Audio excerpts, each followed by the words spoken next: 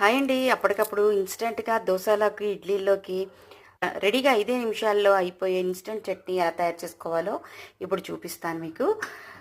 ముందుగా స్టవ్ పైన ప్యాన్‌లో ఒక టేబుల్ స్పూన్ ఆయిల్ వేసి వేడి చేసేసుకొని, ఈ ఆయిల్‌లోని చిన్న సైజు ఒక 5 ఎండుమిర్చి వేసి బాగా వేపేసుకొని తీసేయండి.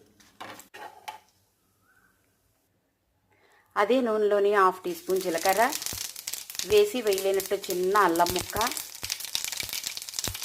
ఒక పావు కప్పు వేరుశనగ పలుకులు వేసేసుకుని కొంచెం దోరగా వేయించేసుకోండి. పలుకులు ఇలా బాగా వేగిపోగా సన్నగా తరిగిన పిడికెడు కొత్తిమీర ఒక నిమిషం బాగా వేయించేసుకోండి. ఇప్పుడు చిన్నవి 2 టొమాటో ముక్కలను వేసేసి పావు టీ స్పూన్ సాల్ట్ వేసేసి చిన్న చింతపండు వేసి వేయించేసుకుని చల్లార్చేసి మిక్సీ పట్టేసుకుని ఆవాలు, ఎండుమిర్చి, కరివేపాకు వేసి తాలింపు వేసేసుకుని తిరగమూత వేసేసుకుంటే